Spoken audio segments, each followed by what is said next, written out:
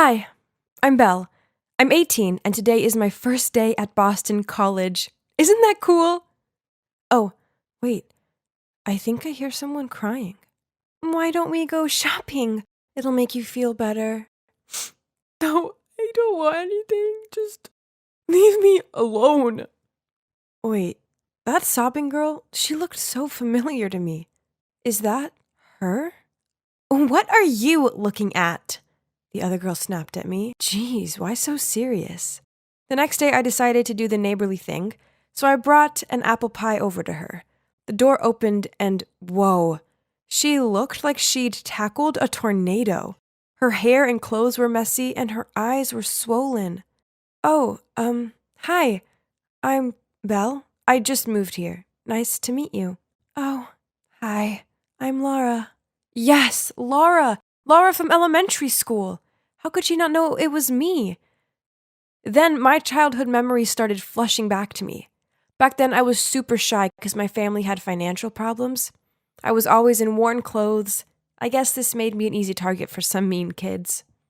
Then one day when I was walking home from school, those kids followed me, pushed me over, then started laughing as they searched through my backpack. But then a luxurious car pulled up alongside us, and Laura peered through the window and said to them, "Leave her alone, else I'll revoke your invites to my party." After that, Laura left before I could even thank her, and the mean kids hurried off. Through my young eyes, I saw her as an angel. She was pretty and popular, but she'd still stopped to help me. Unfortunately, right after that incident, my parents thought it was best to transfer me to another school, and I never saw Laura again. Well, until now. Thanks for the apple pie. Come in if you want. Oh, yes, if you don't mind. I walked inside and oh my.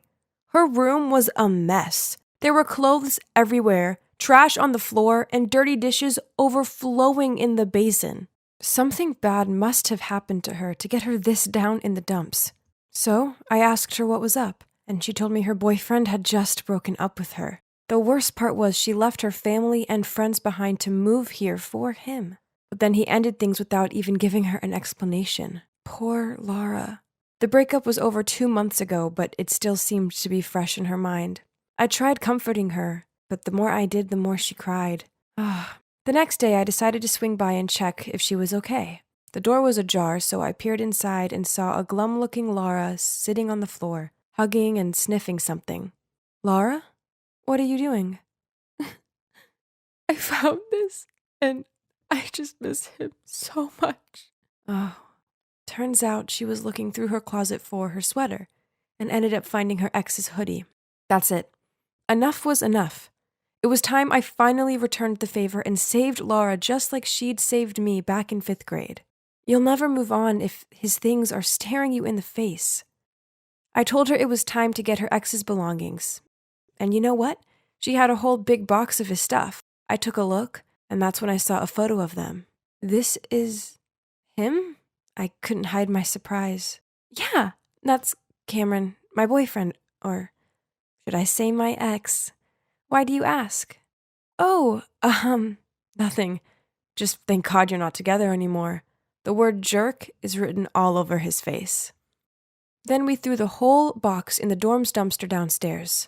The poor girl looked like she wanted to jump right in there to retrieve it. I'm going to help you get over this guy. I promise. You're about to discover just how fun being single can be. Oh, you're single too? Yeah, of course. Now that her ex's stuff was in the trash where it belonged, it was time to live our best happy single lives. Each morning, I dragged Laura jogging around the park with me and showed her how to prepare delicious, healthy meals. Can you believe that she didn't even know how to boil an egg without burning the pot? Yep, I know. It's shocking. Then one time, her basin blocked up, and she was totally freaking out. I came to the rescue with my trusted plunger and showed her how to fix it. Easy peasy. And best of all, no man was needed to save these damsels. Next, I needed to show Laura how to enjoy life because all she seemed to do was slump around her room. So, on Saturday night, I dragged her and Kayla to this really cool bar. Man, I'm thirsty. Martinis? My treat. Hold up, Laura. Do you want to know how to get free drinks? and then I told her to walk past some guys, flip her hair, and wink at them with the cutest smile on her face, and bam! Just like that, we had drinks bought for us. Laura seemed very happy with what she just accomplished, and that made me happy too. Only Kayla didn't look so thrilled about it. Maybe her martini tasted too bitter. While we were having fun, my phone suddenly rang. Oh my god. I've been longing for that call. But why now? I put it on silent and continued chatting. Why aren't you answering? Oh, it's nothing. Are you sure? Seems important. Yeah, no worries. Before I could finish my sentence, I suddenly heard someone calling Laura. Laura? Oh, Jack! Hi, it's been so long. I'm surprised to see you here. Are you alone or with friends? Before Laura could introduce us, the guy stared at me. Hey, I think I know you. Nah, I don't think we've ever met. I immediately denied it. But this guy was so insistent, he kind of made me uncomfortable, that I accidentally knocked over my glass. Then I had to make a mad dash to the bathroom to clean myself up. Anyway, that night was great. I was kind of proud of myself for proving to Laura that being single wasn't so bad after all. But then, the very next morning, disaster struck. Kayla ordered me into Laura's room, where she was curled up on her bed, holding a photo of her and Cameron. Ugh, so much for getting rid of all reminders of him. Laura sobbed out that Jack told her that Cameron was seeing someone else, and now Kayla had come up with an idea to get revenge on him. I know this hurts, but please, just ignore him and move on with your life. Pfft, what do you know? Are you on Laura's side or her jerky ex's? I just ignored Kayla and tried to talk to some sense into Laura. Thank God she seemed to listen to me and cancel the revenge plan. Oh boy, Kayla looked furious. I went back to my dorm and let out a relieved sigh. Then suddenly my phone got an incoming message. Can't wait to see you tomorrow. Okay, the truth is, I'm seeing this guy who I like loads, but I didn't want to rub Laura's face in it, so I haven't mentioned it to her. The next morning, I put on a cute dress, did my makeup, styled my hair, and excitingly stepped out of my dorm room to find stacks of trash bags in front of my door. Who on earth did this? I dragged them downstairs to put them in the dumpster, when I found all my mail in there covered in trash juice. Ew. Was this a prank or what? Whatever, I didn't have time for this. I was already late. I arrived at a gallery and saw that he was already here looking at a painting. Hey, sorry for being late. He turned around with a smile. Well, you're worth the wait, you know. Okay, please let me explain. So, yep, that's Cameron, but it's not what you think. I met him the other month as he was helping out at an event for new students. He didn't care that I wore thrift store clothes and that my sneakers weren't cool. Instead, he saw past these things and started talking to me first. So Jack was there too, which is why he sorta recognized me. I've been texting Cameron loads, and I must confess, I think I do have feelings for him. But don't get me wrong, I didn't know Laura was his ex until I saw the photo of them. Oh boy, that sure shocked me to the core. I didn't want to tell her and not only break her heart all over again, but also destroy our friendship. That's also why I didn't care to answer Cameron's call in front of Laura when we were at the bar. And I was super lucky that Jack didn't recognize me that night, or it would have been a total disaster. I know I needed to tell Laura the truth, but first she just needs a little more time to get over Cameron. Ugh. I went home from the date with a big smile on my face, but what I saw made it instantly fade. My entire makeup collection was smashed up. What? Who would do something so mean? It took me ages to save up to buy all that. As I checked to see if any of it was salvageable, I saw a long blue hair nestled amongst the carnage. Furious, I was about to go confront her, but Kayla and Laura had already appeared in my doorway. Why did they look so angry? How could you befriend me like that when all along you were seeing my ex? So your "you don't need a man" speech was all just one big lie so you could take my guy, huh? And do you really think Cameron would like a girl like you? You can't even afford a decent handbag. Right. Let me tell you this. You will never be like one of us and you'll never be good enough for Cameron. How could Laura think of me like that? I truly wanted to help her, like she'd helped me. I totally only have good intentions, Laura. I had no idea he was your ex when we first met. The only reason I didn't tell you sooner was because I knew you needed more time to heal. And I didn't want to hurt you because I adore you and value our friendship. Do you remember 5th grade? I was being teased by these kids and you were the only one who stood up for me. I just wanted to return the favor and help you too. But hearing you say that stuff makes me so sad. After that, I shooed them out of my room and locked the door. I refused to go to lectures and ignored all Cameron's calls and messages. Maybe Laura and Kayla were right. Cameron and I weren't meant to be. We were from 2 different worlds. Eventually, a few days later, I had to go outside. Well, because I ran out of food. When I passed by a coffee shop, I saw them, Cameron and Laura, sitting together. So Kayla was right. A rich guy like Cameron would never like an ordinary girl like me. I couldn't live in the same dorm as Laura anymore, so I was packing my stuff to move out of there. Suddenly, I heard Laura's voice. Are you running away from your problems like I did? I ignored her and continued packing. You know, I met Cameron and we had a long talk. He finally told me why he broke up with me.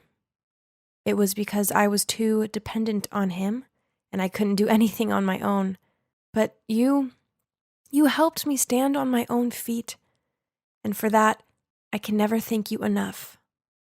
Laura, I honestly always wanted to tell you the truth. I know, but it doesn't matter anymore. You know, the important thing now is to enjoy my independent single life, right? Oh, I got you these. Kayla was way out of line, destroying your things. Also, I think there's someone who wants to see you. Suddenly there was a knock on the door. I opened it and, oh my God. Standing there with a huge bouquet of flowers was Cameron. So it looks like I can continue getting to know Cameron now, and I don't have to move out anymore. But do you know what the best part of all is? I have my friend back. Mom, come here and see what Agnes has done to my dress. Oh no, what now? Look at this, Mom. It's crumpled. This is all your fault. I told you that this requires hand washing. That means by hand. Oh, don't cry, honey. I'll buy you a new one. You can give that one to Agnes. It's yours now. New dress. Happy, huh? Can we go right now, Mom? Then let's have pizza after that. I'm so tired of Agnes's pretentious fine dining dishes. Of course, honey. Yeah, I know. That sure looked like a scene from Cinderella, right?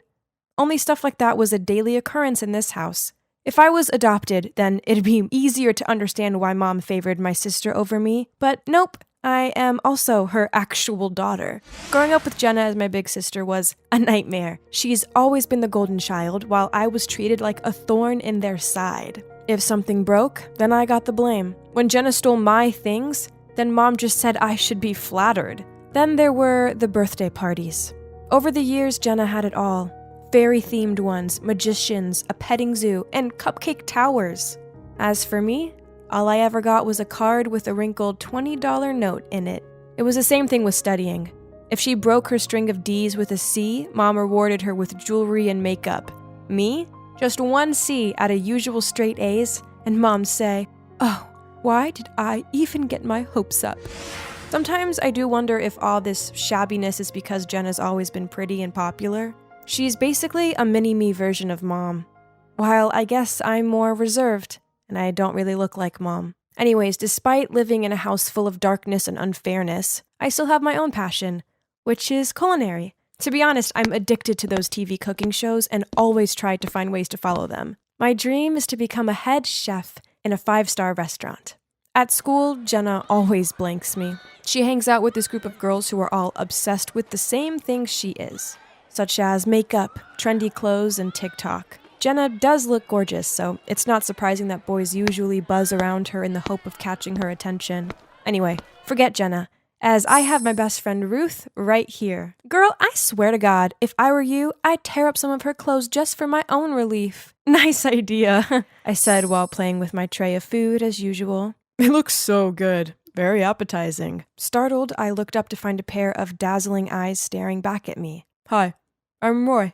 That's very neat-handed of you. Before I could say anything, he winked and turned away to his table. That was close, or else he would have seen my tomato-red face.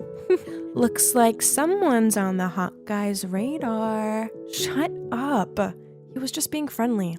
But no, that night when I got home, Roy in fact did message me. And we had a really long chat. He even asked me to join him for lunch the next day. Yay! This was so exciting. I'd entered the canteen to find Roy was already sitting there waiting for me. But I quickly spotted Jenna's group passing by, and the last thing I need is trouble from my evil sister. So I was actually thinking of walking away. But right at that moment, Roy grinned and waved over at me. OMG, that hot boy over there is waving at you, Jen. A girl flattered Jenna before I could even answer Roy. Jenna quickly fixed her hair, then smiled awkwardly at him. But he walked straight past her and over to me. Here, for you. What kind of first-class dishes do we have today? I smiled at Roy and had no choice but to sit down with him, ignoring Jenna's furious glare. Despite the awkward Jenna situation, lunch with Roy was amazing. We started hanging out loads more after that. He's cute, funny, and very supportive towards my culinary dreams. Then one day, Roy handed me a cupcake with a frosted heart on it and asked me to be his girlfriend. Yippee! This was so exciting. So, of course I agreed, but only on the condition that we kept our relationship low-key. I'd never had anything of my own before, so if my mom and sister didn't know about us, then they couldn't tarnish it, right? Falling in love is a magical thing. I was just so happy and full of life all of the time. Even doing chores for Mom and Jenna didn't dampen my mood. I thought you were only into cooking. So what, you like laundry now? Pfft, don't tell me you want to be a fashion designer next. I ignored her and carried on with what I was doing. Actually, I ignored all of Mom and Jenna's mocking jibes. The truth was, I was way too happy to let them bother me anymore. Soon, Jenna's 17th birthday party arrived, and this time she insisted on having it at this trendy restaurant in town. All of our relatives and her friends were invited, but I decided not to go. It's not like anyone wanted me there anyway, so I didn't think it'd matter. But to my surprise, on the day of the party, Jenna knocked on my bedroom door and begged me to come. Please, Agnes, I want you there on my special day. It won't be the same without you. Then she passed me a bag and left. I opened it, and inside was the most beautiful dress. Okay, so Jenna being nice was strange, but I must admit it felt good to feel wanted for once. So it looks like I was going to the ball. Wow, the party was insane. I'm talking banners, balloons, a whole booth devoted to presents, a menu only serving Jenna's favorite foods. I was sipping my drink, feeling awkward, when Jenna addressed the room. Hey, everyone. Thank you so much for coming to my 17th birthday party. Now, there's a very special guest here that I'd like to introduce to you all. It's my new boyfriend, Roy. I watched with horror as Roy appeared out of the crowd and let Jenna link arms with him. Huh? What? Why was my boyfriend with my sister? I glared straight at him, but he couldn't meet my gaze. This was terrible. I felt like I couldn't breathe. Panicked, I rushed outside to get some air. Everything of yours will soon be mine, no matter how well you hide it. I turned to see that Jenna was standing there, a huge smirk on her face. How could she be this shameless? I shoved past her and went to find Mom. She was shouting at the waiter to bring out more drinks. I went up to her and spluttered out what Jenna had done and how upset I was. Jeez, stop making such a fuss about it. Jenna's your sister, so just be happy for her. Besides, Roy is far more suited to her than you. Ugh, that's it. I can't stand this selfish family anymore. I'm leaving. Yeah, go. Disappear just like your no-good father did. That night I showed up at Ruth's house with a bag of my stuff and a teary face. But I knew this could only be temporary, so I still looked around for somewhere else to stay. And eventually I applied for a job as a grocery cashier at a 24/7 gas station. Well, at least I had shelter. One night, a drunk man walked in. He didn't look so good. Nothing could lighten a person's mood better than great food, right? The store was quiet, so I took some of the ingredients available and used them to prepare a delicious-looking dish for him. Thank you so much, sweetie. I'm Keith. You have a culinary talent. If you want a better opportunity, come find me. Before I could thank him, he left. Let's see. Bar owner? I wasn't old enough to work in a bar, though. I spent the next month juggling school with work, life, and oh boy, was it exhausting. But when I asked for my salary, my boss laughed in my face, saying that since I was only 16, he could only pay me for far less hours than I'd worked? What? That wasn't fair. I worked my butt off on sometimes 12-hour-long shifts. But when I complained, he threatened to report me for stealing food from the store. Ugh, I'd only taken expired food that couldn't be sold anyway. Feeling bummed out, I just quit, and then left. I wandered around the street for a while, then looked up and found myself standing in front of that man's bar. Well, I had nowhere else to go, so I stepped inside and there was Keith, but, He looked so different. Other than this bar, I also own a fine dining restaurant uptown. If you want, I'd love to train you to become a chef there. Whoa, this was so amazing that I cried with joy. In order to be able to stay overnight at the restaurant, I told him that my parents had passed away and I'd run away from the orphanage. And the man agreed without questioning me twice. Time passed by, and you know what? I loved working at the restaurant. As for Keith, he's such a kind-hearted man. We grew so close, and he became like a father to me. I guess we were two lonely people who helped each other. So it made sense when he asked to adopt me. Then one busy evening, I was taking food to a table, but then I stopped dead. Sitting there were Jenna and Roy. On seeing me, Jenna sneered out, "Oh, you work here? Now that explains why my appetizers were gross." Roy looked embarrassed and begged her to be quiet, which only made her worse. Then seeing what was going on, Alistair, the restaurant supervisor, came to my defense. But it only made Jenna even more heated. "Isn't the customer always king? Why are you defending that dumb girl?" "Miss, this is a fine dining restaurant. Please mind your manners. Agnes here is not only a very talented chef, but she's the owner's daughter, which makes her my boss. So I think I'm within my rights to defend my superiors." Jenna rolled her eyes at me, then walked away in anger, not forgetting to reply, "Just you wait, Agnes." Then, seeing my glum face, Alistair invited me out for ice cream after work. Keith happily told us to go and said he'd close the restaurant. As I was licking my ice cream, I noticed people around us shout, "Fire! Fire!" So I pulled Alistair's hand and ran after them. As the flames came into view, my heart sank when I realized they were coming from... It was the restaurant. Oh no! Keith was still in there! Without giving it a second thought, I charged in there to find him. It was so smoky and impossible to see, but I couldn't give up. Suddenly, I started to go dizzy and lightheaded. Then an arm grabbed me and pulled me out. It was Alistair, and standing next to him was... Keith. Phew. A few days later, the police called Keith. They'd found the culprit who started the fire. As soon as I walked into the police station, I couldn't believe my eyes. It was Jenna. But most surprisingly, when Keith saw my mom, they both turned pale and gave astonished looks. Did they know each other? So yeah, turns out Keith's mine and Jenna's actual father. When Dad was young, he hadn't built his career but just spent all day in the kitchen. So he was always despised and scolded by my mom. In the end, he couldn't take her belittling of him anymore, so he left. Only unbeknown to him, Mom was pregnant with me at the time. So the story she said about Dad running off with his mistress was all lies. I got it now. She despised me because I took after my dad, not her. As soon as Jenna realized he was our dad and he was rich, she put on her Little Miss Sweet act and begged for him to be her dad again. But he just gave her a stern look and said, "That fire of yours could have killed us all. Now you have to live with that." Then he took my arm and led me out of there. I always believed my life would one day be better, but I never imagined it'd be as good as this. I now have an amazing dad, a job I'm passionate about, and people who generally care about me by my side. It just goes to show that everything works out perfectly in the end.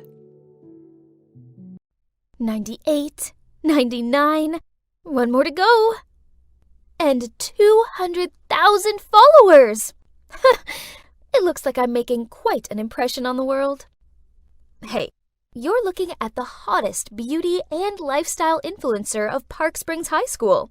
Beauty and brains? I have both. It's not surprising, is it? Obviously, a girl like me gets loads of attention.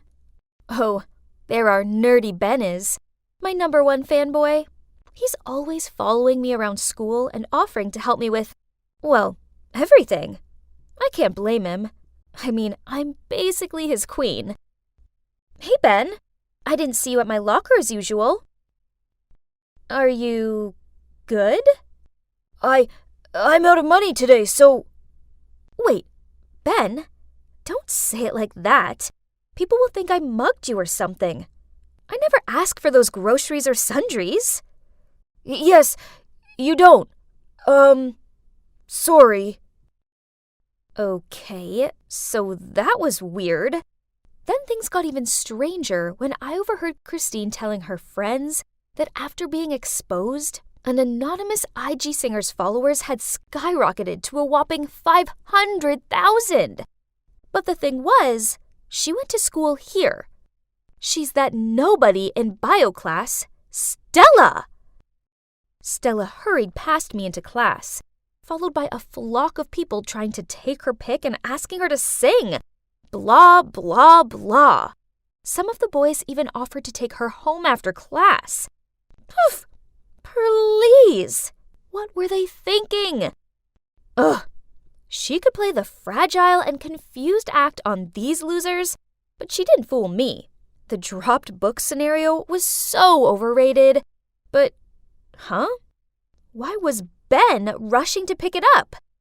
What a traitor! Ben? Where's my homework? He couldn't even come up with a better excuse than, I went out last night. This was baloney. I just heard him offer to help Stella with her homework. And guess what? This girl, still with her Little Miss Shy facade up, told Ben that she could do her own essay. Ugh. Did she think she was Beyoncé or what? Acting all high and thinking she's the beacon of the universe? I was furious. So she wanted a taste of fame, huh? Let's just say, as a senior in this field, having experienced its downside, it was time I taught her some manners. After that, I made sure she became the main topic of every single talk in school. Hey, she needed to learn how this fame game worked. Everyone was giggling, pointing, and whispering behind her back. She had to cover herself with a hoodie that hid half of her face and walk through school in anxiety. Yeah, I know that paranoid feeling all too well when you obsess with why people keep on giving you odd looks. Then one day, I was putting my books back in my locker when I glimpsed someone running past me crying.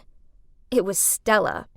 And she dropped a note that said, "If I were you, I wouldn't have shown up at school ever again. You're a joke." Gosh, do people even say these things? This was way too harsh.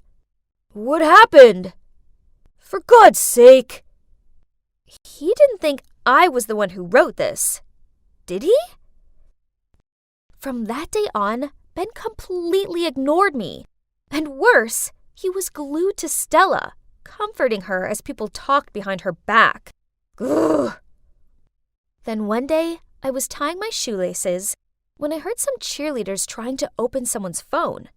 Right at that moment, Stella stepped out of the shower stall. Upset to see others violating her privacy, she tried to fight back. But oh boy, this wallflower couldn't even make them budge. Fine, I'll help her, but only this time. You tattletale! You think you run the place now just because you're popular? Go tell Ben I didn't put that note in your locker. Better yet, call him right now. Oh, come on. Just run to the bleachers and tell that nerd. Go! What are you looking at? I went over to the bleachers to find Ben comforting Stella. What now? Snitching on me again?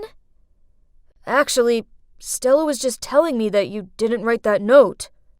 Could you be any more foolish? So, you're just gonna bluntly do whatever I tell you to? Don't mind her. It's just who she is. A bit rough, but a truly great friend. I don't make friends. Yeah, I'd learned it the hard way. Back in my early days on Instagram, the only friend I trusted posted a video of me changing in the school's shower stall. I still had my tea inside my shirt, but that taught me a cruel lesson about friendships and fame. When you're famous, people will always want something from you.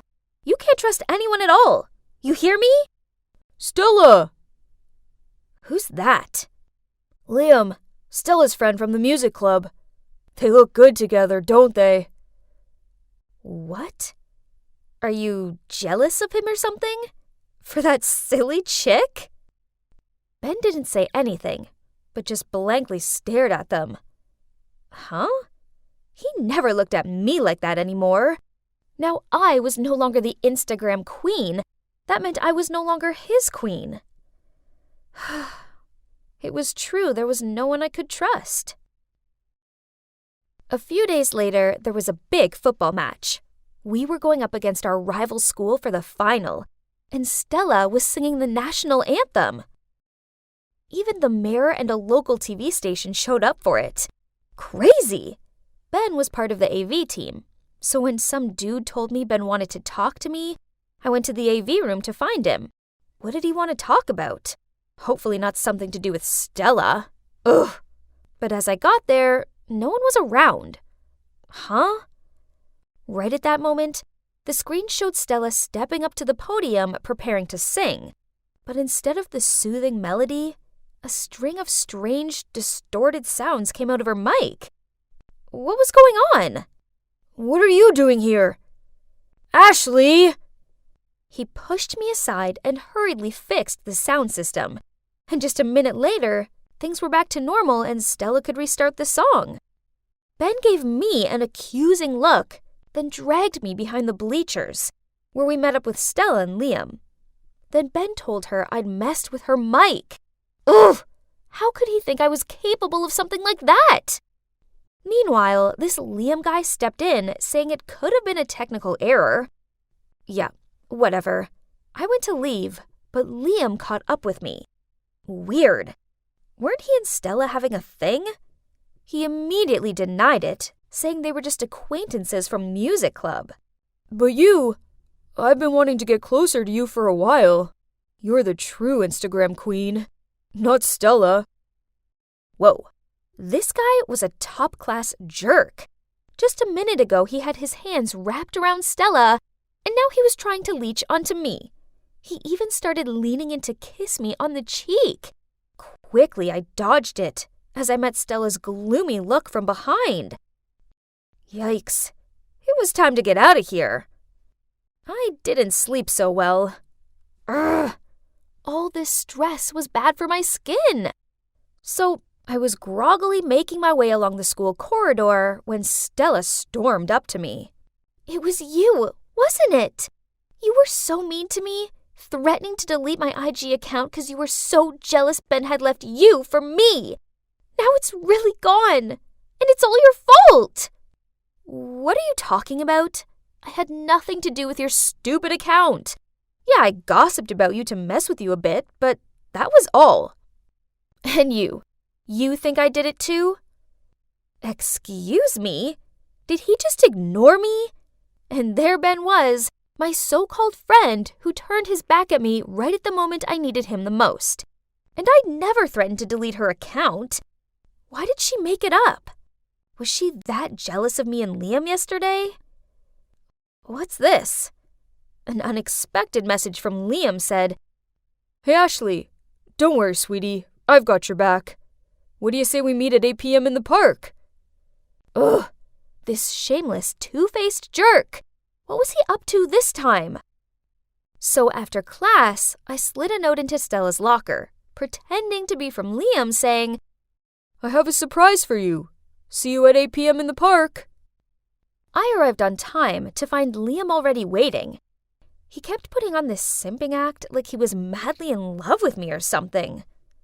I can help you prove everything, and I only ask for one tiny favor, that you'll be my girlfriend. You can do that?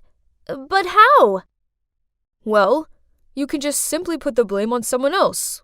Let's say, Ben? Oh, honey, you don't have to do anything. Just come to me and let your man handle it. Ugh, this guy made me want to barf. But I still had to play it cool so I could figure out what this dude had up his sleeves. Sounds interesting, but I want to know more. How are you going to carry out your master plan? Honey, I've already got all the pieces of evidence in my hands. You mean? That's right. I was the one who deleted Stella's IG account, and I know a way to blame it on someone else. You did what? Ashley, I let my jealousy blind me. So when I saw him flirting with you right in front of me, I just lost it. At least you're not the only fool around here. He played both of us. And for the record, he's so not my type. Your type? Let me guess. Someone like Ben? He's such an idiot. He'd never realize I have feelings for him. But you're more of his type than I am. Besides, the way he just abandoned me when I needed him the most. Ashley, I didn't mean to hurt you like that. What? You've been there the entire time? Yeah, I've heard it all, including the part about how you have feelings for me. Look, it's not what you think. I'm not into Stella that way. The thing is, I saw her singing at a coffee shop and realized right away she's my favorite anonymous singer on Instagram, so I sort of revealed her identity online. One thing led to another. I felt so guilty I just stayed by Stella's side and accidentally pushed you away. And it's not that I don't trust you. After you left, I tried to convince everyone you didn't do it, but they didn't believe me. Then Stella showed me the note in her locker of Liam asking her out, and I recognized your handwriting. I got worried, so... So, you didn't turn on me? Yeah, I know you can seem cold sometimes, but deep down you have a good heart. So, turns out that Stella going viral meant some local lounge singer had lost a lot of gigs, so she hired Liam to delete Stella's account for good. This guy was no joke. The note, the cheerleaders, the mic accident, he was responsible for it all. Luckily for me, I'd managed to put my phone on record mode for the entire conversation I had with him. So the next day, I went ahead and reported him to the principal. Well, no bad deed goes unpunished, so I hope you enjoy your indefinite suspension, Liam. As for me, I no longer go solo anymore, as I have a new friend by my side, who now has quit social media and enjoys her passion for singing. And Ben is still Ben. Such a doofus.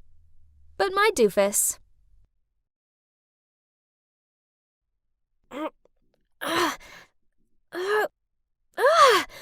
Why did this fence have to be so high? Oh no, that didn't sound good. It was time to get out of here. But, I seemed to be stuck.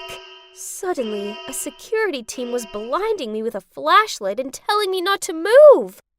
Not that I could anyway. They dragged me down. Then the next thing I knew, I was being pushed into a chair and interrogated by security guards.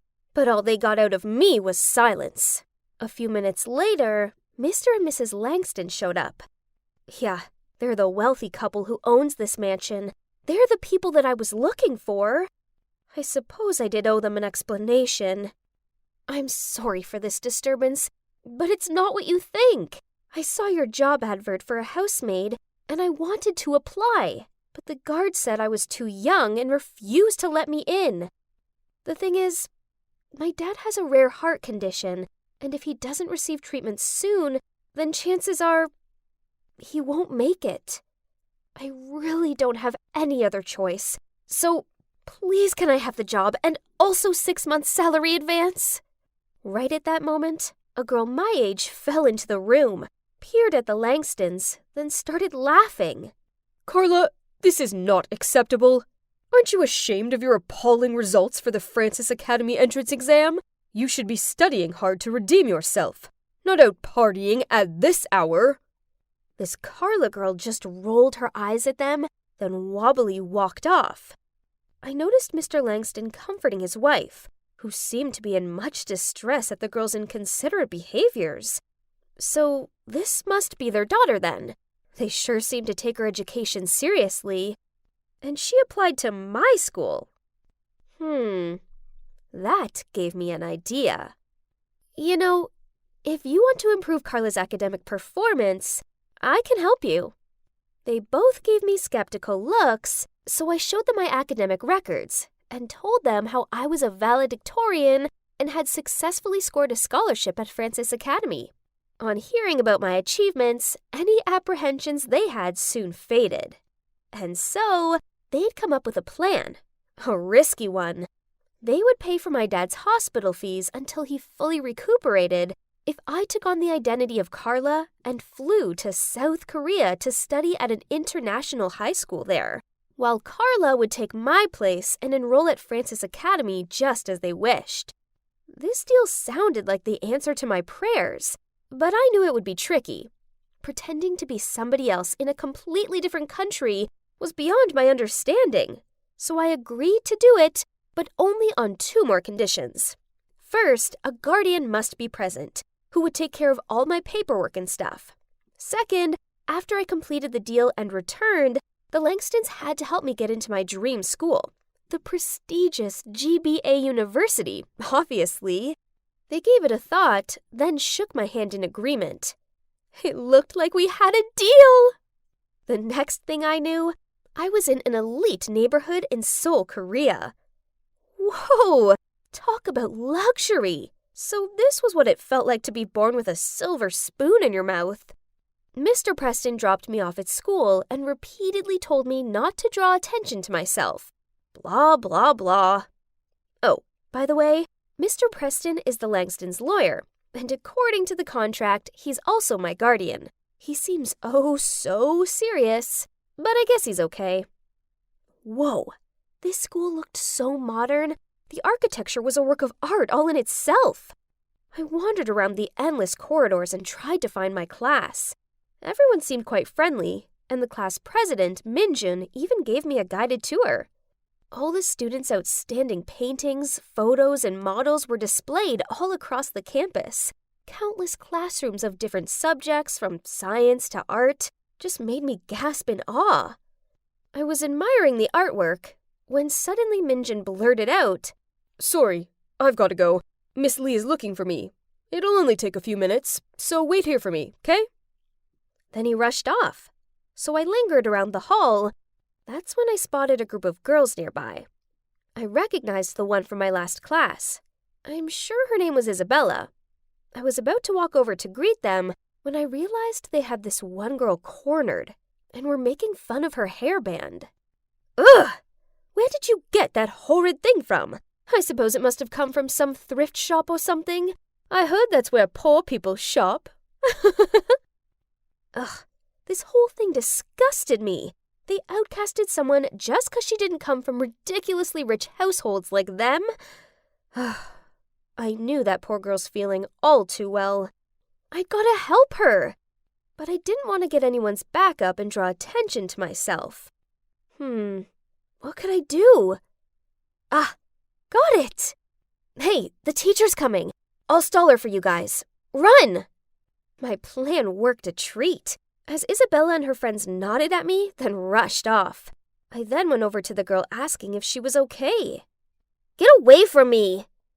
She flinched me off her and then ran off. Huh? I was only trying to help. As I turned around, I saw Minjun looking at me. A bit impressed, I think. He told me that the students here were divided into 2 groups. 90% are rich, and the remaining 10% are poor kids entering under scholarships. Most of the students are quite friendly to each other. Well, except those I just witnessed. Isabella's part of the rich kid group who think their upbringings make them superior to others. She's often mean to the 10% group as she believes they don't deserve to be here. And as you can guess, that girl they upset, she's called Susie. She's in the 10% group, and she's the smartest student in our year. What nonsense! School is school. We're here to study and should all be treated equally. Too right, new girl. I knew there was something different about you. The next day, when class was over, Isabella tapped on my shoulder and thanked me for the warning. Then she asked me to join her group for lunch. I was about to politely refuse when Minjin appeared and asked me to join him. Phew. Thanks to Minjin, I had an excuse to quickly flee the scene. However, I did look back and see that Isabella was giving this offended look. After that, Minjin and I started hanging out more. We soon became close friends, and we both decided that the dynamics around here needed to change. So, we set out to help the 10% Club. One lunchtime, Isabella and her clan purposely bumped into this boy, causing him to spill food all over himself. While they laughed and pointed at him, I rushed over there, took the food, and slammed it onto Minjin's face. Minjin immediately understood my intention. Then he also took a handful of noodles and smeared it all over Isabella. Cue the canteen erupting into one big, messy food fight. Another time, the school was preparing for a cultural fair. One boy from the 10% group had this awesome idea to open a food stall serving traditional dishes from different countries. Everyone agreed, apart from, yep, you guessed it, Isabella and her snooty besties. Such a peasant! Too used to working as a waiter to serve others, huh? I winked at Minjin. Then we stayed behind and secretly wrote Isabella and her friends' names on the list of participants and submitted it to the teacher. Now, they had no choice but to serve food at the super crowded fair. The funniest part was they finally got a taste of their own medicine when the 10% group made the most of ordering them around and complaining. Ew, this ratatouille is too bland. Add some more salt. And this milk tea is too sweet. Start a new batch with less sugar. I have to admit, I was enjoying watching the mean kids squirm. But I guess my enjoyment hadn't gone unnoticed, as afterward, Isabella approached me. Those peasant kids aren't at the same level as you and I. I suggest you put more care into who you choose to associate with, or you could end up being treated like they are. Whatever. I just rolled my eyes, walked away from her, then continued to hang out with my friends in the 10% group. Isabella and her minions gave me dirty looks, but due to the Langstons' name and fortune, that's all they could do. Just like that, my high school years passed by. I had some great friends. And guess what? Yep, I was now dating Minjin. I loved being here in South Korea, and I'd even grown fond of Preston, who, despite being a grumpy gut, now felt like family to me. I mean, don't get me wrong, I missed my family back home like crazy. But Dad was getting better now, and we regularly FaceTimed. As amazing as my life was now, deep down I always felt like I was living in a dream.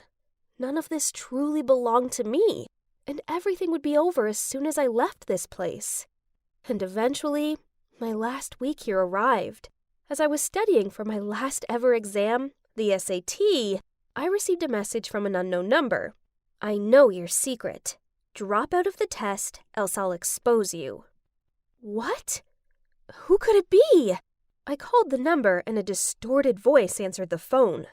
I begged them to tell me why they were doing this, but they just replied, You don't need to know. Just do as I said. Then they hung up. Luckily for me, Preston isn't just an amazing lawyer, he's also a tech genius. Thanks to him, we tracked down the location of the phone. I bet you're just as curious as I am to find out who it was. And now was the moment of truth. Huh? No way!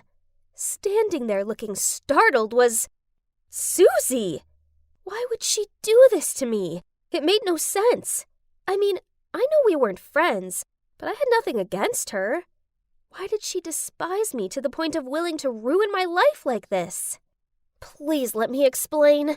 Ever since you arrived here, I lost my top spot at school, which means I've also lost a full scholarship to college. My family will never be able to afford it themselves, so I decided to investigate you. And that's when I found out that you were not the real Carla Langston, and you got paid by her parents to achieve all these academic records for her. I get why you're upset, but you didn't have to blackmail me.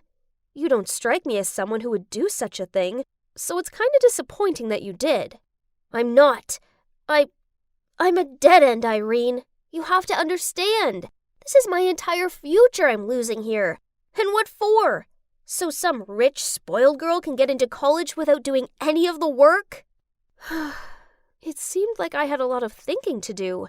In the end, I realized all I felt towards Susie was pity. This was all my fault, and it wasn't fair for someone as capable as Susie to have her entire future ruined because of me. So I had to be the bigger person here. I decided to ask the Langstons to give Susie the spot at GBA University, which was previously reserved for me as part of the deal. I mean, no worries. With this big brain, I could easily get in there on my own, right? And so, as soon as I was done with the test, I quietly left South Korea behind, without saying goodbye to anyone, including Minjin. Susie and I boarded the same flight back to the state. She couldn't help but thank me all the way there. And, well, let's just say, by the time the plane landed, we became good friends. But things didn't all go as swimmingly as I intended. It turned out Carla was even more negligent than first thought. All she managed to get was a high school diploma with shockingly bad grades. These were now my bad grades. My dream of attending a prestigious university was over. I'd just have to make do with a community college instead. A year flew by, and there wasn't a single day that I didn't think about South Korea or Minjin. I couldn't talk to him anymore. I promised the Langstons I'd cut all ties with my life there. I mean, Susie was the exception. One day while going out with Susie, she was showing me something interesting on Facebook when we happened to scroll past a post of Minjin's, which read, "Finally I found you, the love of my life." My heart sank. Wow, it looked like he'd found someone else, while my heart still pined for him.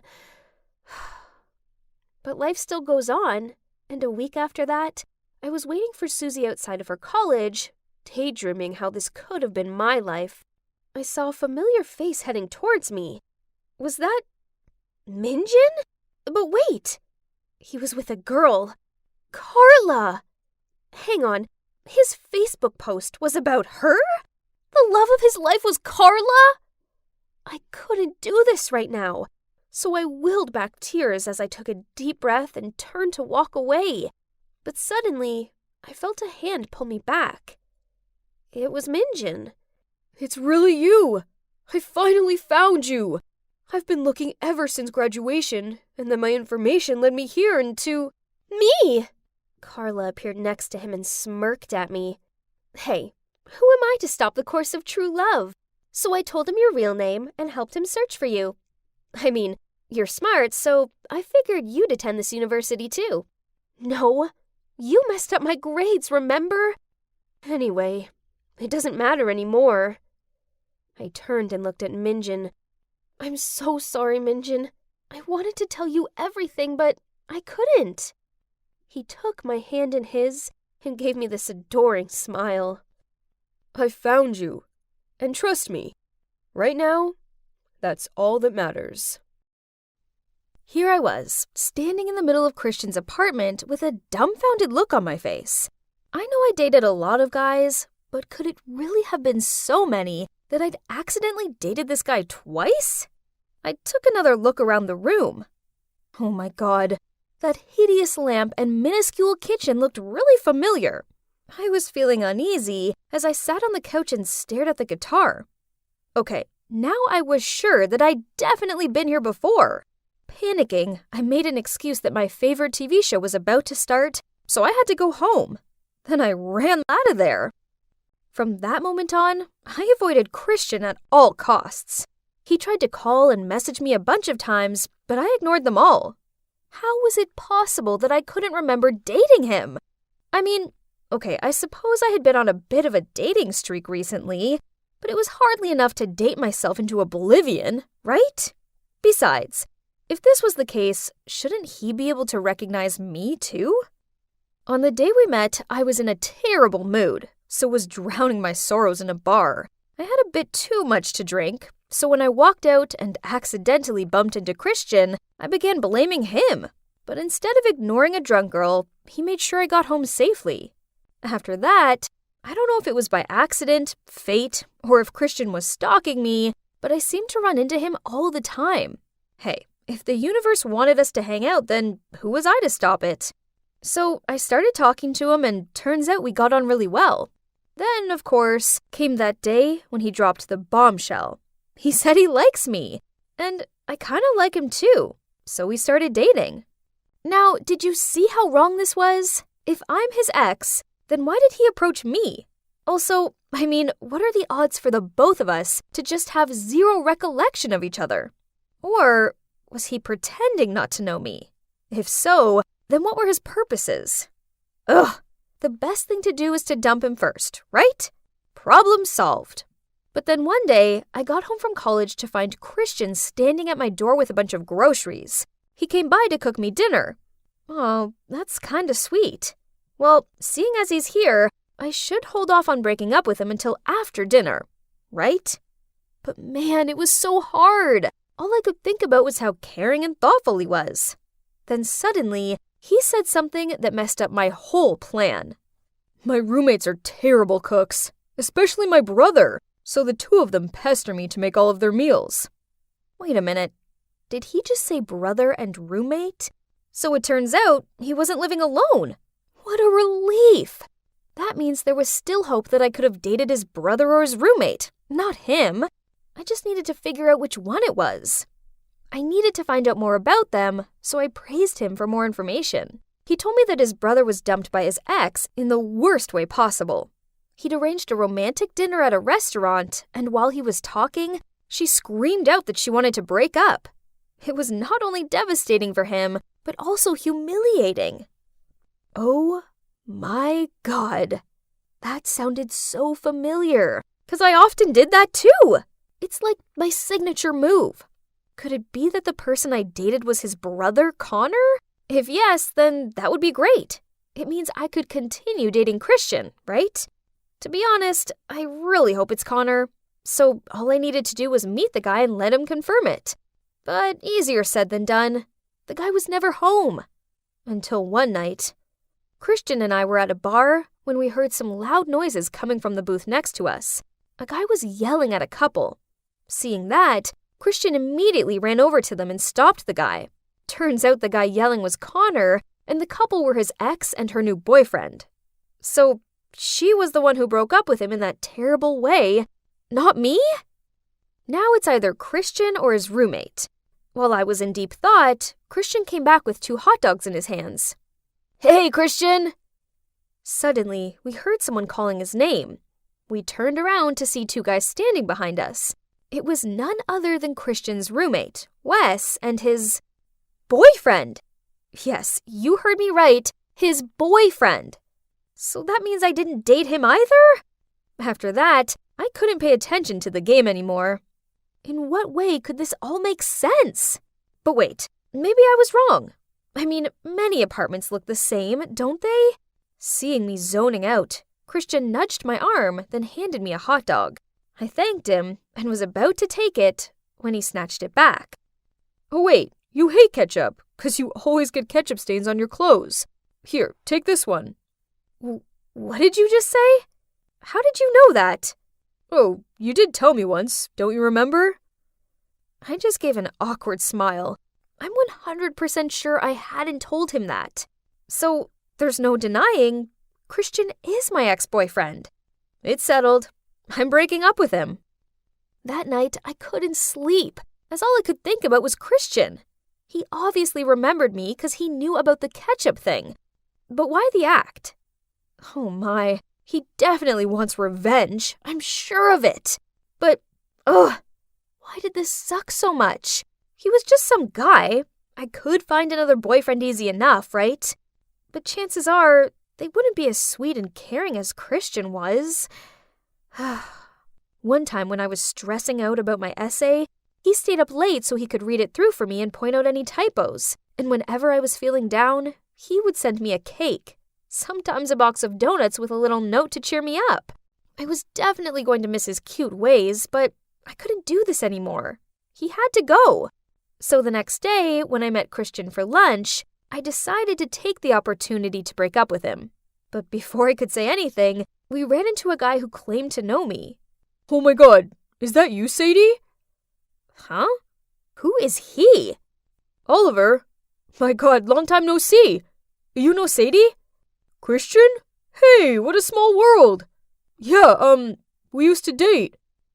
My God.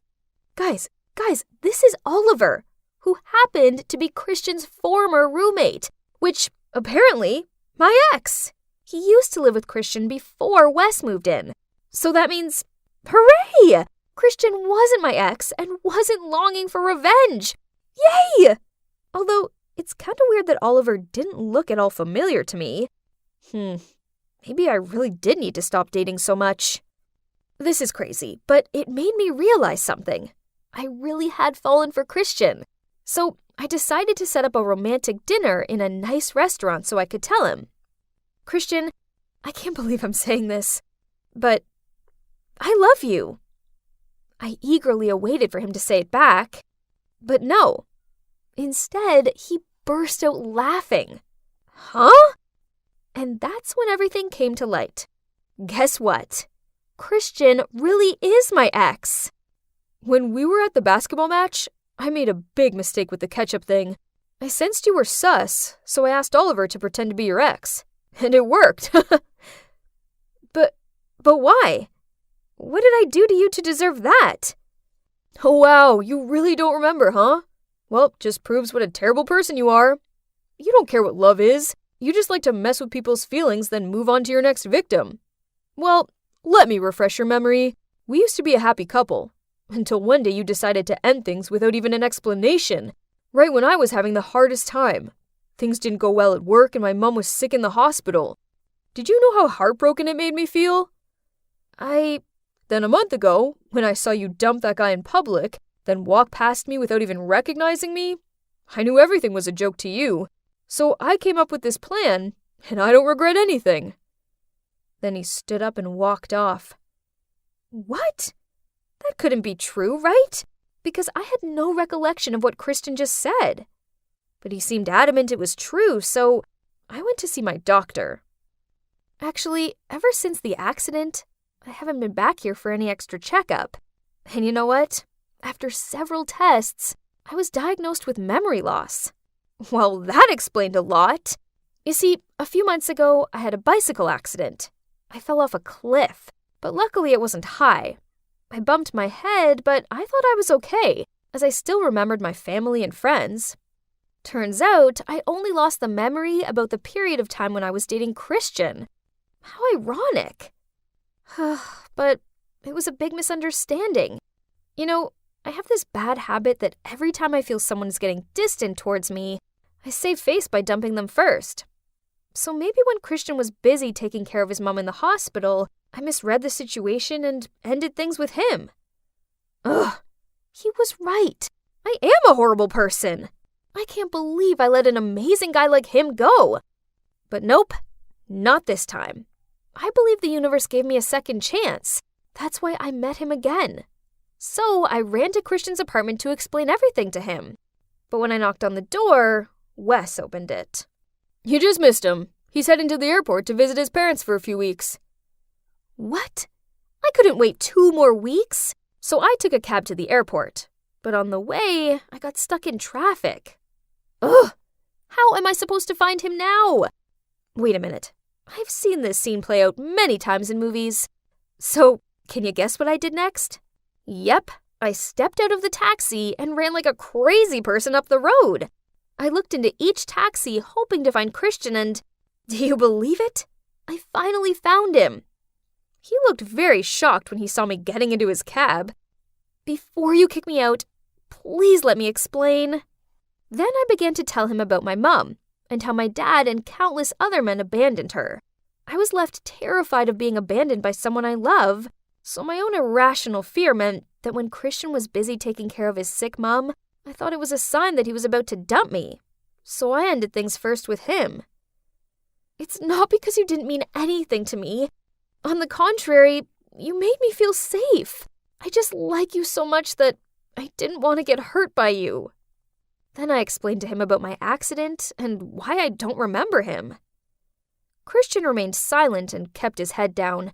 It seemed like he didn't want to give me another chance. I tried, but I couldn't make him forgive me. So, feeling glum, I opened the car door to get out. But Christian took my hand and said, Sadie, I have missed you. Okay, fine. Let's give it another try. So that was it. Christian gave me a second. Oh, wait. Actually, it's the third chance. And can you guess what we did next? Well, I'm now sitting at the airport with Christian, waiting for our flight to his hometown to meet his parents. I would be lying if I said I wasn't nervous. Wish me luck. Let me tell you something. Something really important. I have acrophobia, so this is my idea of a nightmare. I don't want to be here at all. Oh, and that guy on the other side is Charlie. He's my boyfriend, but I don't actually like him like that. So you're probably wondering how I ended up here, 200 meters above the ground and about to make this terrifying leap? Well, let's just start from the beginning. Hi, I'm Luna, a 17-year-old high school girl from a small town in New South Wales. Growing up, I was desperate to please my hardworking single mom. The problem was she was nearly always tired and irritable. So no matter what I said or did, it usually ended up being wrong. The most common words that came out of her mouth were, "If you want me to love you, you have to be nice." I wanted her to love me more than anything else in the world, so I did everything I could to appease her. This led to the need to make everyone happy, and left me with an unfathomable fear of being hated by others. If I made other people happy, then they'd like me, right? So whenever someone asked me to do their homework or cover for them on roll call, I did so without hesitation. And if there's ever an argument or awkward situation, regardless of if I'm to blame or not, I always apologize first.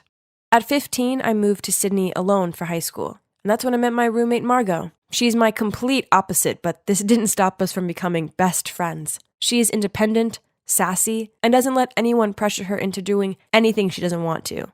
Guys, if I were more like her, I would have been able to avoid a lot of trouble. Once we had a group assignment in biology, and I, by chance, teamed up with these two popular girls. The day before the deadline, they both texted me saying they were sick and asked me to do their parts. This was a lot of work for one person, but I didn't want to upset them, so I agreed.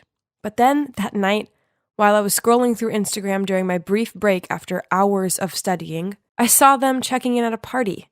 What? So they lied to me so they could go out and have fun and left me home alone to do their homework? Oh my, I just want to take this pen and throw it right at their dumb duck faces. How is that cute in anyway? Ugh, but who was I kidding? I knew full well I'd never be able to tell them what I really thought of them. So I picked up the pen and continued my workload meant for 3 people alone. I stayed up all night and drank 3 cans of energy drinks, but it was just too much work for one person to finish on time. Our assignment, or should I say, my assignment, got points deducted due to late submission, which somehow made the popular girls mad. What have you done? How could you turn in the assignment late? I'm sorry. It's just that doing it all by myself was a bit too much for me. Oh, please. You had the whole day to finish it. It's all down to your poor time management. Right at that moment, Margot appeared, out of nowhere, and stepped between us. Pfft. If you both cared so much about your grades, then you would have helped Luna complete it. Instead of going to some stupid party, how about I report you to the teacher to cross out your names from Margot? Enough. Sorry, don't mind her. Then I quickly pulled Margot away. Apologizing to them was a ridiculous thing to do. It wasn't your fault. I know it's not my fault, but there's no point making a scene out of it, right? Fine. In that case, I'll leave you alone with all the troubles you've caused yourself. I don't care anymore. Oh, no, I didn't mean to make Margot mad. I quickly apologized to her, told her she was my best friend in the whole world, and asked her to go for a milkshake to make up. A week later, on the day my volunteer club was selling lemonade to raise funds for a children's charity, I suddenly fell sick.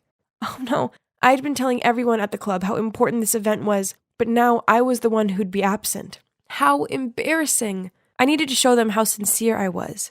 I texted the club president that I was sick, but if the club really needed me, I could still try to participate.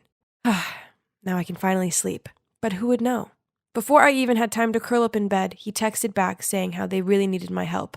So if I could come, that'd be great. Oh, no. Did I really have to drag my feverish self over there? Not knowing what to do, I turned to Margot for advice. but she snapped at me. If you knew you couldn't go, why suggest otherwise? People will always take advantage of you if you let them.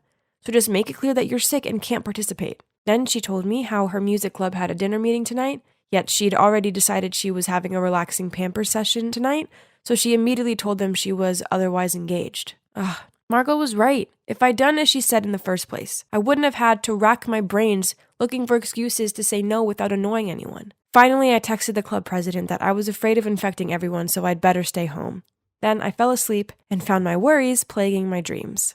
The next day, I felt better.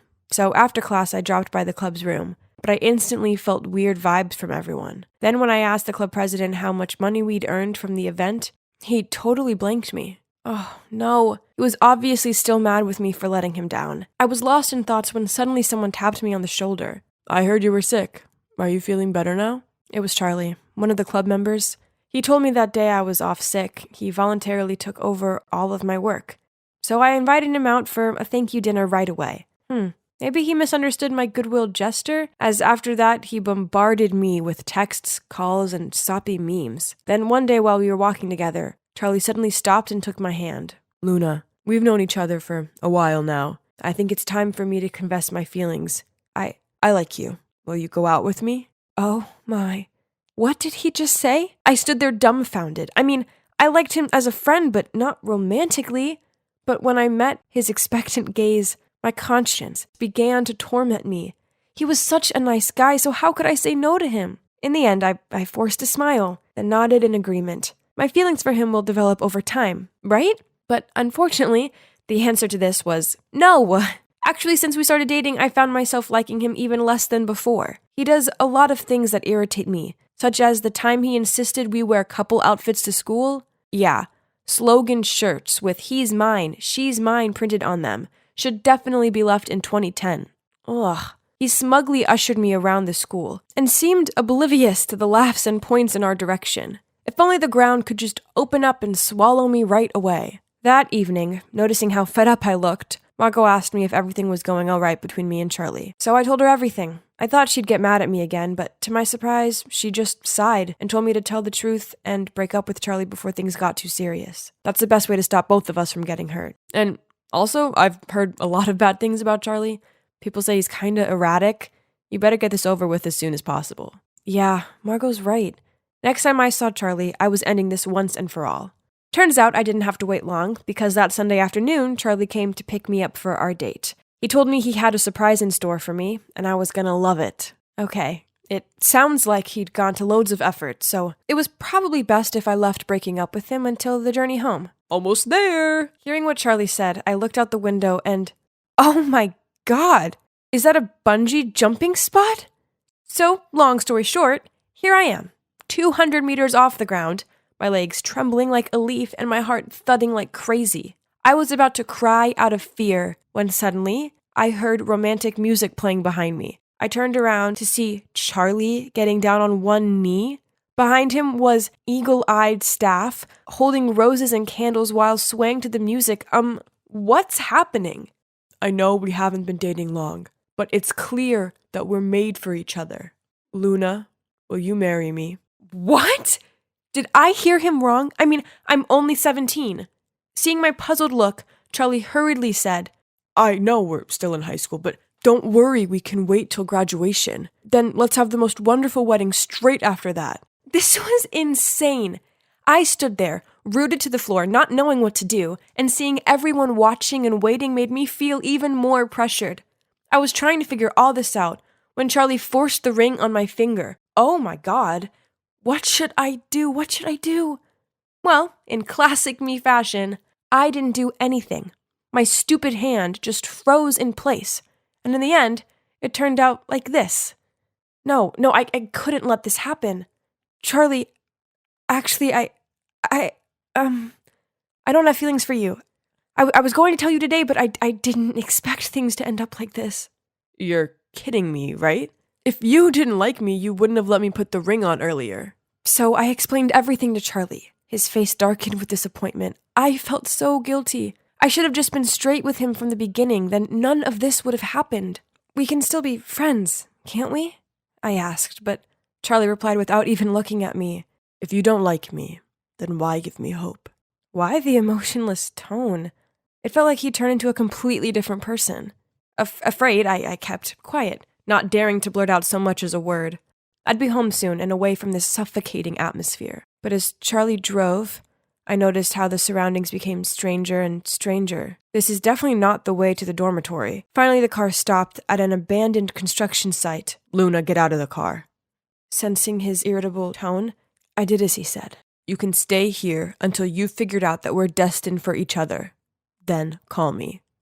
I watched in horror as he drove away and left me there. I was all alone, in the middle of nowhere. Panicked, I called Margot for help, but as soon as she picked up, my phone ran out of power. I explored the area, but it was completely deserted. Would I be stuck here forever without anyone knowing?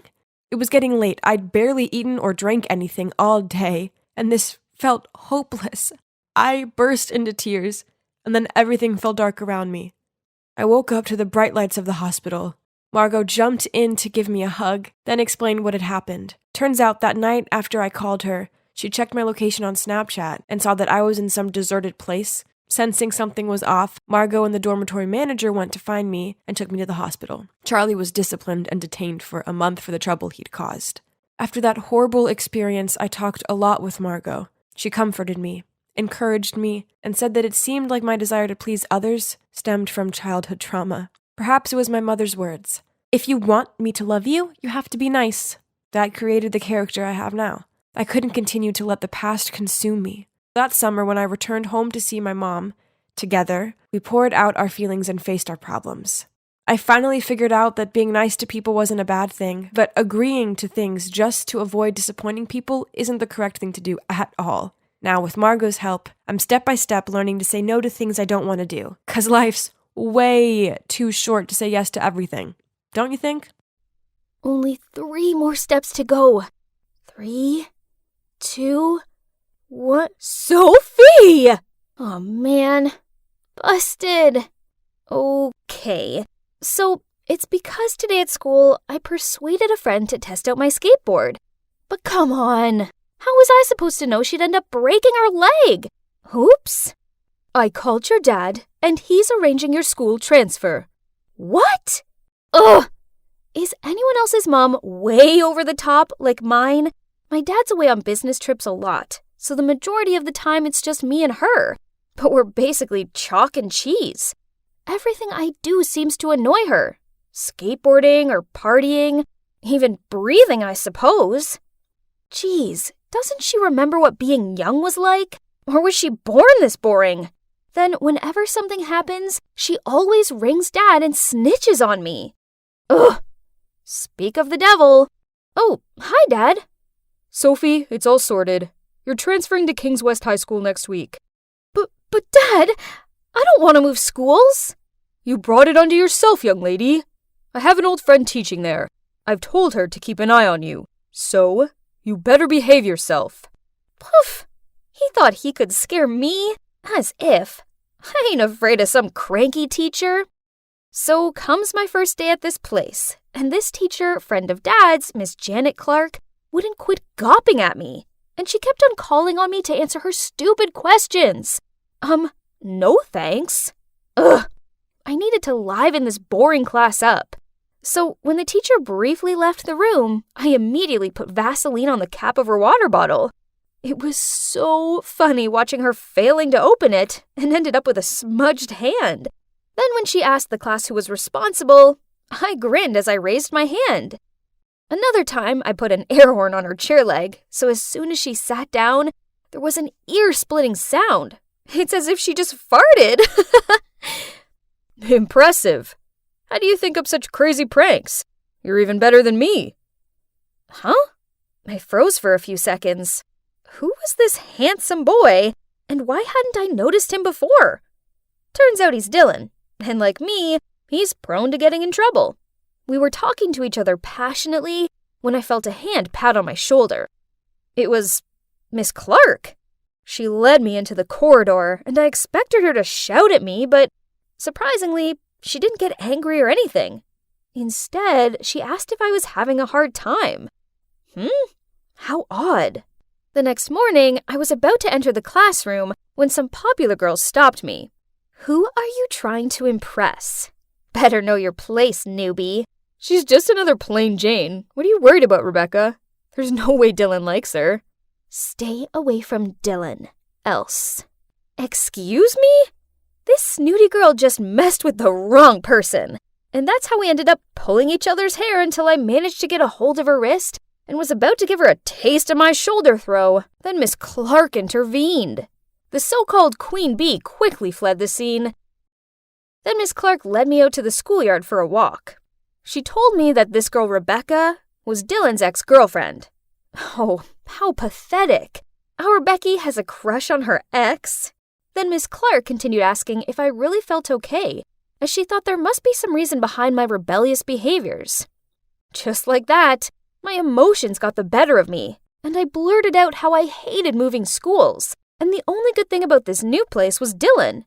And could you believe it? She actually gave me some flirting tips to impress Dylan, and also told me to text her if I had any problems. Maybe I'd been wrong about Miss Clark. She was actually pretty cool, and I started talking to her pretty often. Then one day, I arrived home to see my bedroom door was ajar. I peeked inside and spotted Mom on my bed, iPad in hand, reading my diary on it.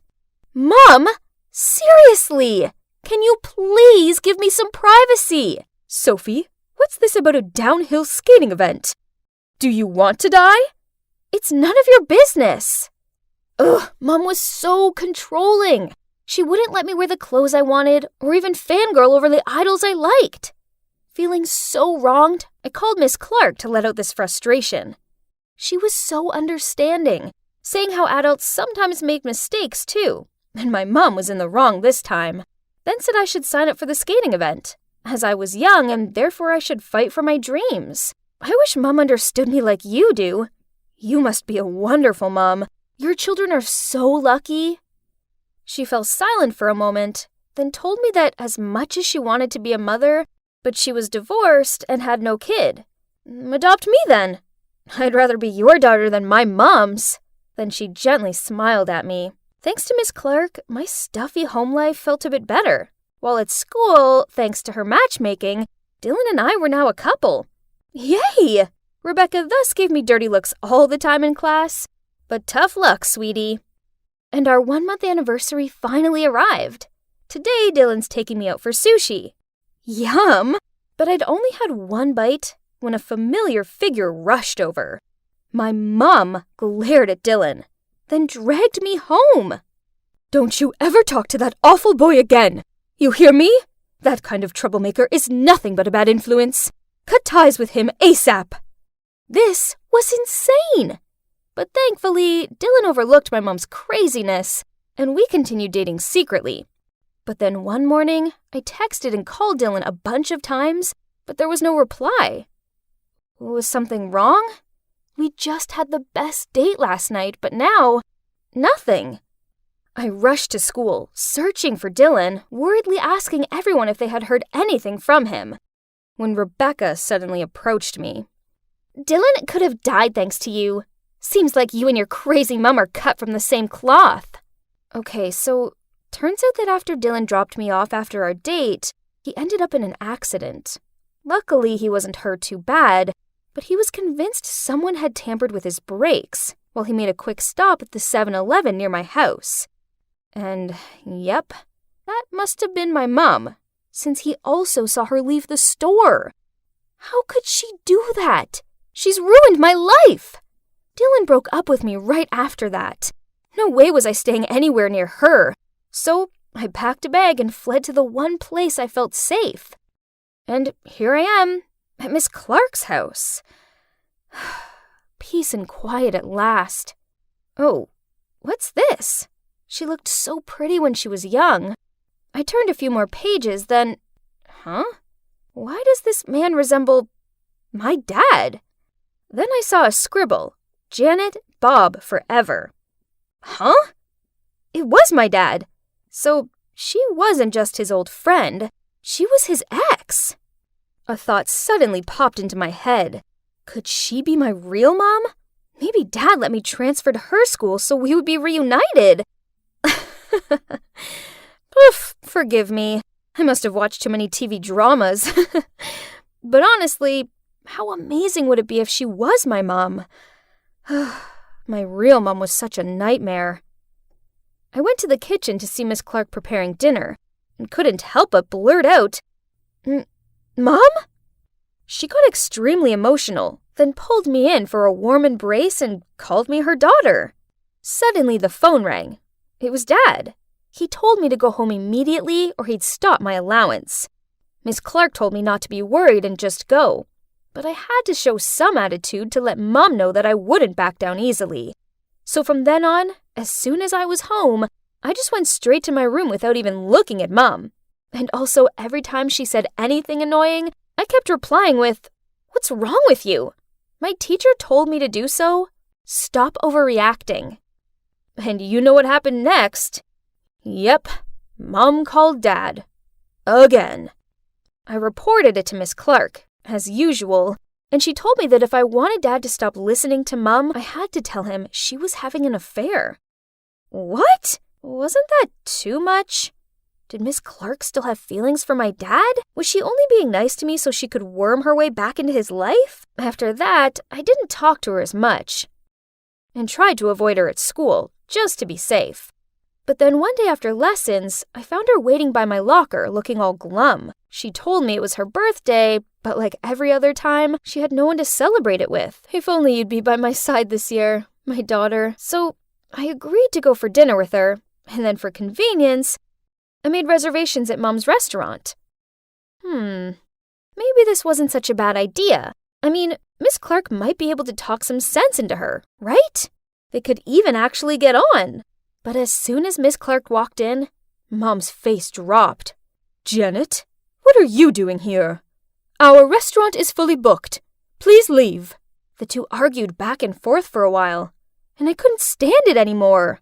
"Why are you so rude, Mom? She's my teacher." Mom then stormed off in a rage while Miss Clark and I just ignored her and carried on with our birthday plan. But as she was eating the baked lobster dish, she suddenly turned a funny color, then threw up. We took her to the emergency room, and the doctor said this was down to Ipecac, a vomit-inducing medicine. Who else is to blame? How could my mom be so cruel? "Sophie, I'm fine. I'm sure your mom meant no harm." Mom looked furious and rushed over to Miss Clark. I had to pull her back, and then I told her she didn't deserve to be my mom. She was speechless and burst into tears. But it was too late. I announced I would move out of the house and stay with Miss Clark instead. So I went home and packed straight away, then left. But Mom wouldn't quit following me that whole week. It's super annoying. So Miss Clark came up with a new idea. We should move somewhere where Mom wouldn't find us. Huh? Was it a bit too sudden? But this was the only way I could be rid of my freaky mom. So we moved to a little house in the suburbs. Miss Clark took good care of me and completed all of my school transfer procedures. The first few days were so much fun. We had a really good time together. However, I started to notice odd little things, such as she fed me pizza every single day. Pizza and pizza only. She also insisted I wear these worn old clothes and called me Dumpling? What a weird nickname. At first I just wondered why she did that, but then it started to bug me, so I asked her to stop. To my surprise, she started crying. Looks like I was stuck with this awful nickname. Things at home seemed off, and the new school was just as terrible. From the very first day, I again became the target of the mean girls. But one day, as they tried to stop me passing them, one of their faces suddenly turned pale. Huh? Isn't that Alice's gross old shirt? Alice who? You know, Alice. The dumpling. She wore the exact same shirt with the word smart printed on it. I remember this vividly as I used to laugh at how brazen of that stupid girl for wearing a shirt saying smart. My God, even the trace of my cigarette butt on its flap? It's still there? But she's dead. Then they all looked at each other in fear and ran away. Huh? Chills ran down my spine. I didn't know who this Alice was, and I didn't want to. The only thing I knew was I needed to get out of this place immediately. So I rushed home to pack my things before Miss Clark got back from work, but it was too late. Dumpling? Where are you going? You have to stay with Mommy. Then she quickly locked the door, dragged me inside, and started acting like a psychopath. Eat up, my dumpling. Why are you so sad? It's seafood pizza, your favorite. I'm sorry I didn't let you eat it before, but now you can have it all you want. I'll buy this for you every day. Panicked, I didn't know how to hold out against this insane woman when someone kicked in the door. It was Dylan, followed by my parents. Sophie, here you are, our baby. Oh, thank good God. I pushed Janet away and ran straight to them. But how did they find me? I decided to look into the case of my broken brake again, as a few days after the accident, I came back to that 7-Eleven, and a cashier asked me if my mum came home safely the other day, as she saw a woman claiming to be my mum struggling by my motorcycle, saying there's some problem with it. That sounded way too fishy, so I asked to check the store's CCTV footage. And the culprit was not your mum as we all thought, but her. Huh? Why? She helped matchmake us. Why would she want to harm you? I don't know. Maybe she wants everyone to misunderstand and blame your mother. Luckily, our phones have still been sharing locations ever since we were dating, so I found you in time. Many thanks to you, Dylan. My father angrily looked at Miss Clark. Janet, things between us ended decades ago. Please get a hold of yourself. Poof! How ridiculous! Who do you think you are to assume this is about you? Dumpling is mine. She's my daughter, and she's staying with me. She broke down crying, and then admitted it all, from damaging Dylan's motorbike to putting emetic medicine in her own food to fool people. I've tried everything. I can't believe it. How could a gentle person like her do such things? After the truth was revealed, everything gradually got back on track. I went back home, but still, my mind constantly wandering back to her and why she did it. Until one day, I came home from school and was surprised to see that woman sitting on the couch in our living room having a coffee with Mom. To be honest, I was a bit frightened at the sight of her, but she didn't look as unstable as before. It turned out that she'd just returned from a psychotherapy unit. She'd been suffering from her mental health since Alice, her daughter, passed away. Alice, aka Dumpling, was a stubborn teenager, just like me, and due to the strictness of her mum, she once left home in a temper and never came back, as she got in a terrible car accident that night. So, as soon as Miss Clark saw me, she subconsciously wanted to turn me into her daughter to fix her past mistakes. Sophie, I'm truly sorry for the pain I caused you. I let my grief consume me, and as a result, I refused to accept how dark a place I was in.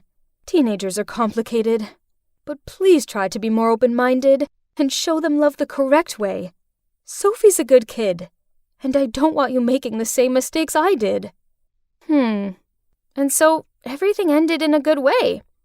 Although my mom and I still sometimes argue, now we both know how to control it. I also learned to share things with her so that we became closer. And now, when she calls Dad, it's no longer to snitch on me, but it's to talk about how our days went. By the way, I don't have to go on secret dates anymore either. There's my Prince Charming. How many times have I told him not to rev up the engine?